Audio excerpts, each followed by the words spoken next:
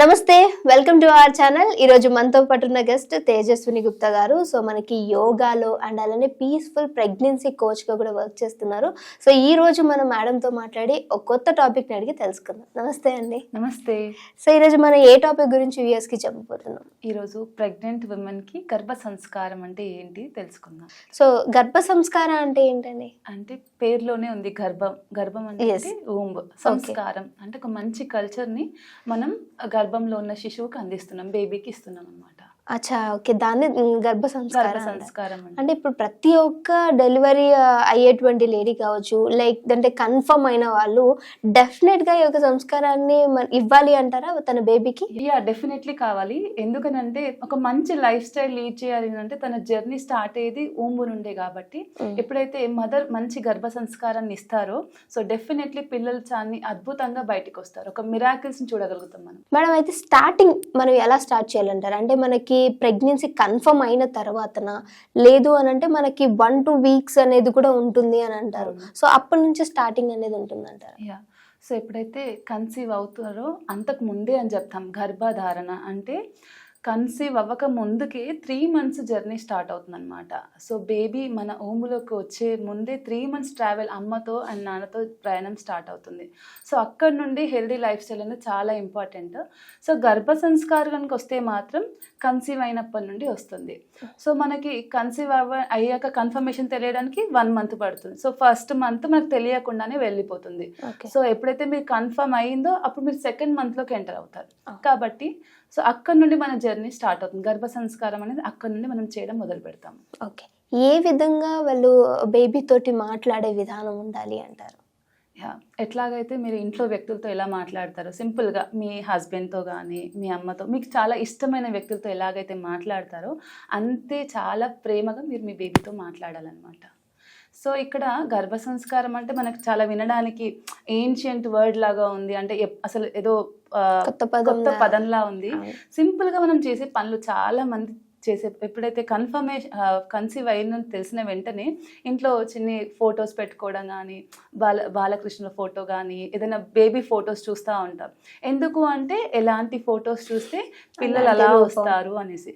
So ఇక్కడ ఇది కూడా ఒక పార్ట్ ఆఫ్ గర్భ సంస్కారం అని చెప్పుకోవచ్చు మనం. అంటే మీరు చేసే పనులలో ఒకటి ఫోకస్ అంతా బేబీ మీదే ఉంది కదా. అంటే అలా ఫేస్ ఉండాలి, అలా కళ్ళు ఉండాలి, అలా ముక్కు ఉండాలి. అలా రెగ్యులర్గా చూడడం వల్ల ఏం జరుగుతుంది, మదర్ జెనెటిక్స్ని సైతం మార్చేంత పవర్ ఉంటుంది. సో ఇప్పుడు నీకు ఇలాంటి కళ్ళే చూస్తూ ఉంటే డెఫినెట్లీ అలాంటి కళ్ళున్న అబ్బాయి మీకు వస్తారు. సో అందుకనేసి అమ్మ ఎంతైతే ఫోకస్డ్గా తన లైఫ్ స్టైల్ని సెట్ చేసుకుంటారో, తన లైఫ్ స్టైల్ మీద వర్క్ చేస్తారో సో అట్లాంటి బేబీస్ మనకు వస్తారు. ఓకే. సో ఇంకొకటి ఏంటంటే బేబీ లోపల ఉన్నప్పుడు ఫస్ట్ మంత్ నుంచి ఎంత కేర్ తీసుకుంటామో సో అది బేబీకి అంత ఎఫెక్టివ్గా పనిచేస్తుంది అంటారు. దాని చాలా మందికి క్రేవింగ్స్ అనేవి ఉంటాయి ప్రెగ్నెన్సీ టైంలో. సో ఫర్ ఎగ్జాంపుల్గా పిజ్జా తినాలనిపిస్తుంది అనుకోండి, బట్ అది హెల్త్కి మంచిది కాదు. కానీ తినాలంటే పెద్దవాళ్ళు కూడా అదే చెప్తారు, ఎస్ తినేయాలి, లేదంటే బేబీ ఏదో ఒక లోపంతో పుడతారు అంటారు. Is it true? ట్రూ అంటే చూడండి, ఇప్పుడు పిజ్జా అనేది దేంతో చేస్తాం, మైదా పిండితో చేస్తాం. సో మైదా పిండి ఈజ్ ఈక్వల్ టు పాయిజన్ అని క్లియర్గా చెప్పుకోవచ్చు మనం. సో అది చాలా అన్హెల్దీ అయినప్పటికీ కూడా అది నేను తీసుకోవడం వల్ల హెల్ప్ అవుతుందా లేదా ఒక చిన్న థాట్ మీరు వచ్చింది అనుకోండి, మీకు డెఫినెట్లీ ఆ క్రైవింగ్ వెంటనే అక్కడి నుంచి వెళ్ళిపోతుంది. సింపుల్. ఇప్పుడు ఏదైనా సరే క్రేవింగ్ ఉంది, లేదు అంత ఆలోచించినా కూడా నాకు చాలా తినాలనిపిస్తుంది అనుకోండి, ఒక బైట్ తీసుకొని మీ జస్ట్ మీ హ్యాండ్స్ అట్లా ఎవరైతే ప్రెగ్నెంట్ ఉమెన్ ఉన్నారో మీ స్టమక్ మీద పెట్టుకొని కళ్ళు మూసుకొని మీ బేబీకి చెప్పండి, ఇది తినడం వల్ల నీ హెల్త్కి నా హెల్త్కి ఎటువంటి ఉపయోగం లేదు, సో నేను దీన్ని అవాయిడ్ చేస్తున్నాను అని చెప్పండి. సో ఇక్కడ ఫుడ్ విషయానికి వస్తే న్యాచురల్ హోమ్లీ ఫుడ్ అలాగే సాత్విక ఆహారం తీసుకోవడం వల్ల బాడీ యాక్టివ్గా ఉంటుంది. మీరే చూడండి, చాలా ఫ్రూట్స్ వెజిటబుల్స్ తీసుకున్నప్పుడు మీరు చాలా యాక్టివ్గా ఉండగలుగుతారు. ఎప్పుడైతే కొంచెం ఆయిల్ ఫుడ్ కానీ చాలా ఎక్కువ ఫ్రైస్ కానీ అట్లాంటివి తీసుకుని తినడం తప్పు కాదు, బట్ అది తీసుకున్నప్పుడు కొంచెం డ్రౌజీగా అనిపిస్తుంది అనమాట. సో అట్లాగే ఇంకా ప్రెగ్నెంట్ విమెన్ ఎలాంటి ఫుడ్ తీసుకోవాలి, చాలా హెల్దీ ఫుడ్ తీసుకోవాలి, సాత్విక్ ఫుడ్ తీసుకుంటే చాలా బాగుంటుంది. అంటే ఫ్రూట్స్ వెజిటేబుల్స్ అవి ఎక్కువ ఇంక్లూడ్ చేసుకుంటే చాలా బాగుంటుంది, యాక్టివ్గా ఉంటారు. ఓకే. సో ఇక్కడ ఎలా అయితే మన బేబీ మనకి బాయ్ కావాలా, గర్ల్ కావాలా, లేదంటే నా బేబీ ఇలా ఉండాలి అని అనుకుంటారో, సో బేబీస్ కూడా మేబీ నాకు పేరెంట్స్ ఇలా ఉంటే బాగుండు అనే థాట్ ప్రాసెస్లో మన స్టమక్లో ఉన్నప్పుడు వాళ్ళు ఆలోచించవచ్చు అంటారా? హా, లోపలికి వచ్చాక కాదు, లోపలికి రాకముందుకే అనుకుంటారనమాట. ఓకే. సో మనకి ఎలాంటి అమ్మాయి రావాలి, ఇలాంటి అబ్బాయి రావాలి అంటే తను యాక్టివ్గా ఉండడం కానీ, లేదంటే నేషనల్ లెవెల్లో ఛాంపియన్ రాగా అవ్వాలి అనుకోవడం ఎట్లాగైతే అనుకుంటామో, పిల్లలు కూడా రాకముందుకే వాళ్ళ సోల్ ట్రావెల్ చేస్తున్నప్పుడే వాళ్ళు అనుకుంటారు అనమాట, మా అమ్మ ఇలా ఉండాలి, మా నాన్న ఇలా ఉండాలి అని. వాళ్ళ ఫ్రీక్వెన్సీకి ఎప్పుడైతే పేరెంట్స్ మ్యాచ్ అవుతారో వాళ్ళు అప్పుడు వచ్చేస్తారు. ఓకే. Yeah. ఓకే, ఫర్ ఎగ్జాంపుల్గా ఫర్ ఎగ్జాంపుల్ ఇప్పుడు అలా చెప్పడానికి మనం ఎగ్జాక్ట్గా చెప్పడానికి లేదు, బట్ ఫర్ ఎగ్జాంపుల్ చెప్పుకుంటే కొంతమంది ప్రెగ్నెన్సీ వెంటనే కన్ఫర్మ్ అవ్వదు, కొంచెం టైం తీసుకుంటుంది. అలా బెస్ట్ ఎగ్జాంపుల్ వచ్చేసి స్వామి వివేకానంద. ఓకే, వాళ్ళ మదర్ అండ్ ఫాదర్ ఇద్దరు కూడా మంచి స్పిరిచువాలిటీలో ఉన్నారు, వాళ్ళకి కూడా వెంటనే ప్రెగ్నెన్సీ కన్ఫర్మ్ అవ్వలేదంట. సో ఆమె చాలా సాధువులను ఇంటికి పిలిచి ఆతిథ్యం ఇచ్చి వాళ్ళ బ్లెస్సింగ్స్ని తను తీసుకుంటూ ఉండేదంట, అంటే వాళ్ళు బ్లెస్సింగ్స్ ఇస్తూ ఉండేవాళ్ళు. సో కొన్ని రోజులకు తనకు కన్ఫర్మ్ అయింది. ఈవెన్ తన ప్రెగ్నెన్సీ జర్నీలో కూడా సాధువులను ఇంటికి ఇన్వైట్ చేసి వాళ్ళకి సపరివర్యాలు చేయడం, అలాంటివి చేయడం వల్ల వాళ్ళ బ్లెస్సింగ్స్ తన మదర్తో పాటు తన హోమ్లో ఉన్న స్వామి వివేకానందకి రీచ్ అయ్యాయి.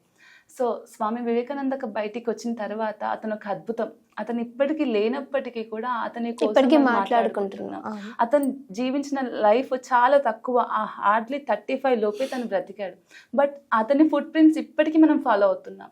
సో ఎప్పుడైతే మదర్ చాలా డిటర్మైన్డ్గా నాకు ఇలాంటి సంతానం కావాలి అని చాలా వాళ్ళు స్ట్రాంగ్గా బిలీవ్ చేస్తారో అప్పుడు ఆటోమేటిక్గా అలాంటి లైఫ్ స్టైల్ వైపే వాళ్ళు అడుగులు వేస్తారు.